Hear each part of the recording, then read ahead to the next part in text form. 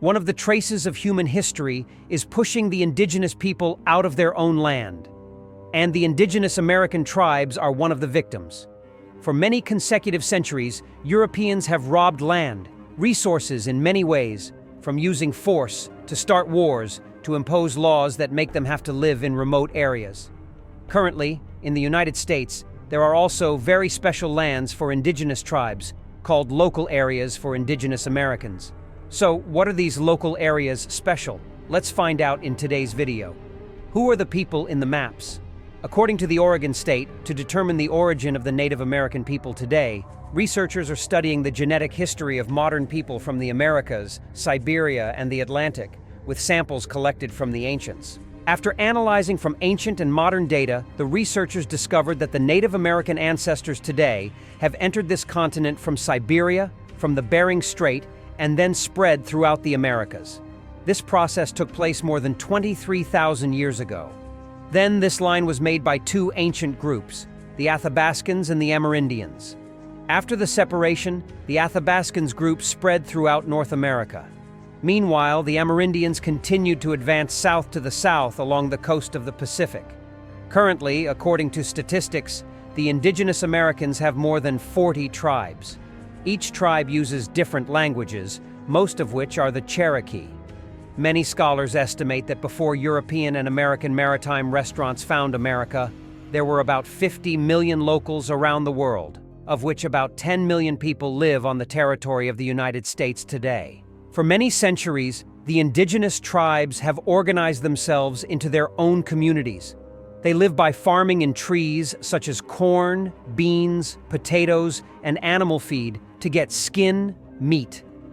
Indigenous people consider nature as a gift from God and always have the idea that we need to respect and honor nature.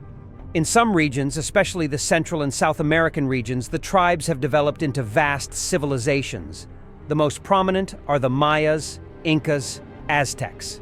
Here they built magnificent structures such as the pyramids, established large-scale pavilions, scientific achievements such as architecture, astronomy, mathematics, medicine, sculpture, writing, music, and not least, any civilization in the world.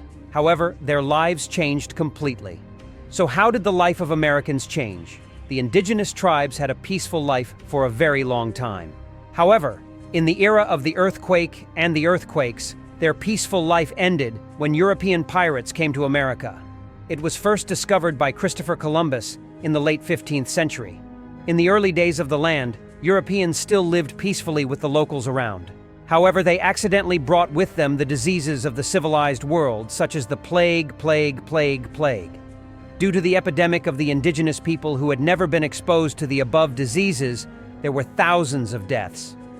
Not only that, the indigenous tribe also had a mysterious disease called cocculus lice, with symptoms such as high fever, headache, nausea, cough.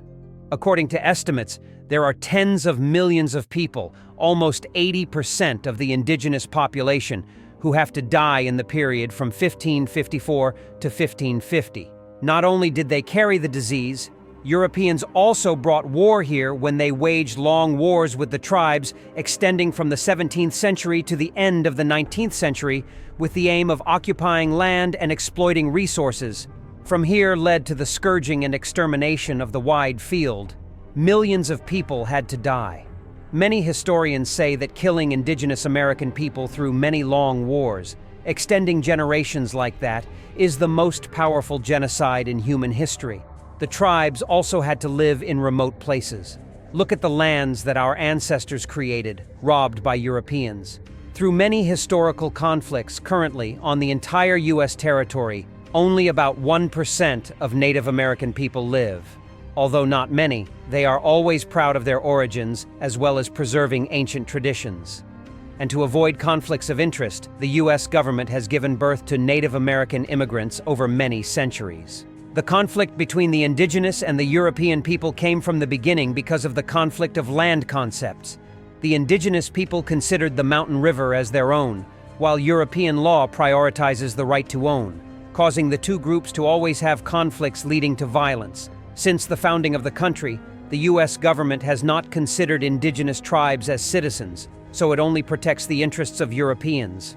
When European people moved to the south, the relationship between this group and indigenous peoples became worse. Which tribe opposes the European discovery was beaten by the army. To resolve the conflict in 1851, the U.S. Congress passed the Return of Native American Tribes Act. The federal government is a separate area for tribes in Oklahoma. Tribes anywhere in the United States, if they do not want to reunite, they must migrate to Oklahoma. That land at the time was never a state, but only a subterranean territory. In the late 1860s, Ulysses S. Grant implemented a peace policy to avoid conflicts with tribes.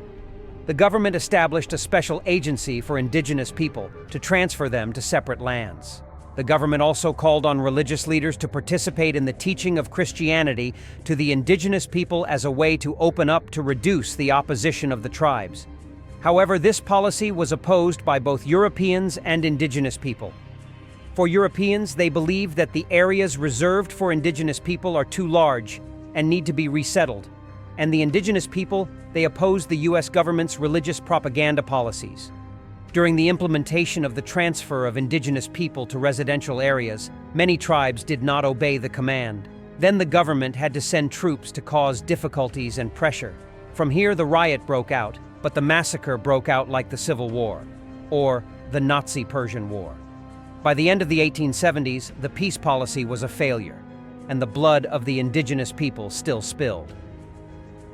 In 1877, President Rutherford was forced not to force the indigenous people into the ancient areas anymore.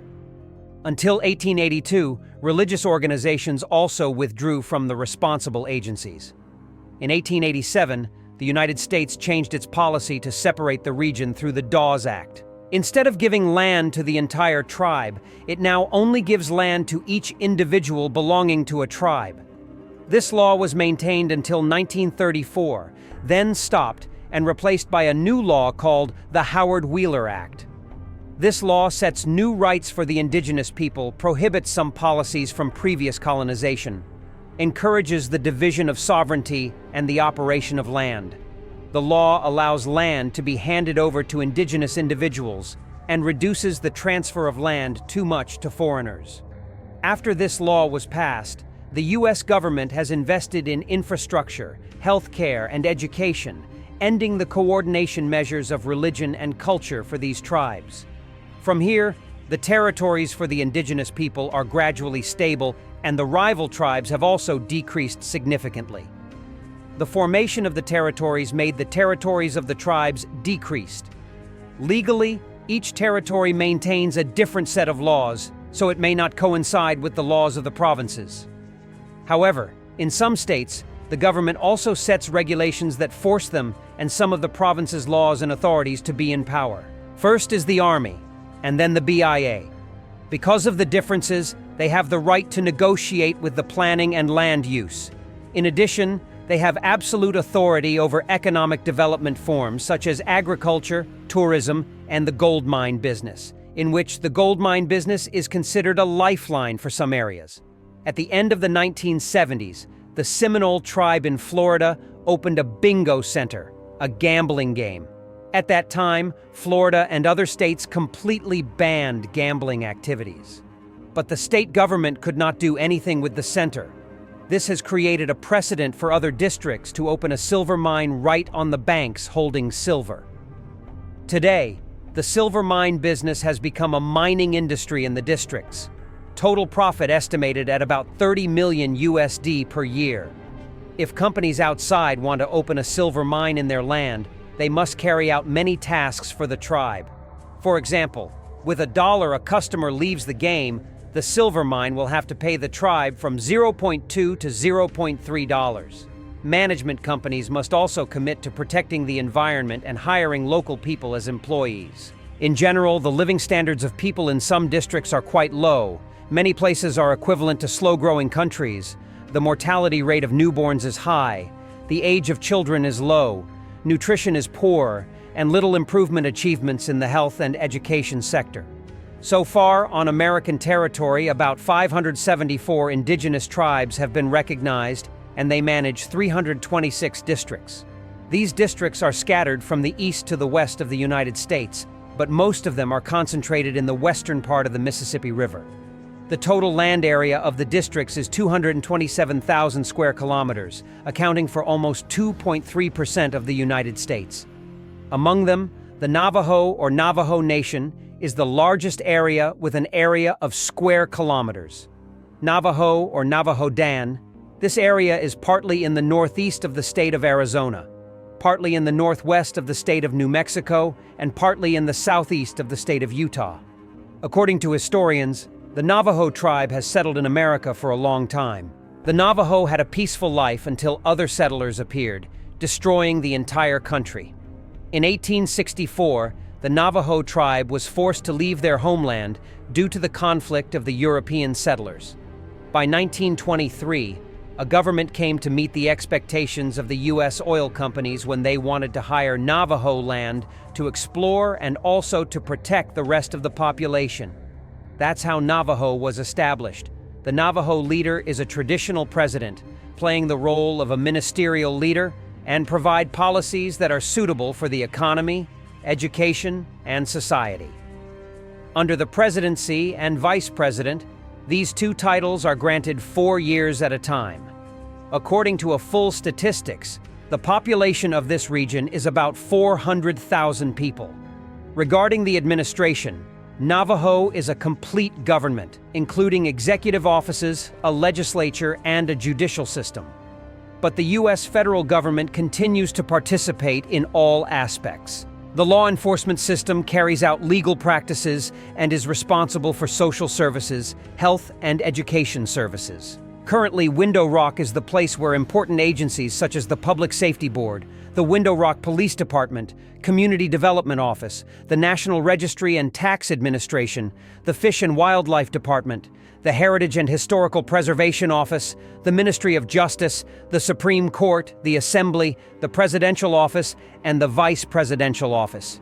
In addition, there are branches of U.S. companies such as H&R Block, McDonald's, Bank of America, Wells Fargo, along with some companies of the indigenous people, have invested in U.S. corporations. Like other self-governing countries in the world, this area cannot participate in diplomatic relations with foreign countries, join wars, or launch private funds. Navajo has a representative office in Washington, D.C. This office is more like an embassy because it serves to raise opinions and negotiate diplomatic relations between Navajo and the White House. In terms of economy, the Navajo suburb is one of the most developed suburbs in the United States. Some tourist attractions can be heard, such as Monument Cave. This is a large area that includes many areas around the Navajo region. The feature of this canyon is that it has a large, high-rise rock mountain range with many shapes. The largest mountain range at the bottom of the canyon is about 300 meters high. Next is Antelope Mountain Alley, or the Alpine Mountain Alley. This alley does not belong to the U.S. state government system, but belongs to the management of the Navajo Redland regions. This place was opened to welcome tourists in 1997. It is called the Alpine Mountain Alley because there were many alpines living in this area before. Finally, Antelope Canyon is divided into two areas, Antelope Thwang and Antelope Ha. Each area is beautiful, however. Tourists cannot explore this area themselves, but have to buy a tour of the Navajo through local tourism companies, have a car to pick up and guide and visit. The reason is that this mountain range is very beautiful. There are many dark sections. If there are no people leading the way, the tourists will easily fall. Sometimes the mountain range is flooded by rivers, causing deep floods or sudden floods. So it is very dangerous if tourists go alone. In the future, we don't know where the fate of the native Balinese will go. However, we also hope that they will have a better life than every day and hope that they will be as happy as their ancestors before. These are the information we have learned about the location of the Native American people in the United States. What do you think of this land? In the next video, which topic do you want us to talk about? Please leave your opinion in the comment section below. Goodbye and see you again.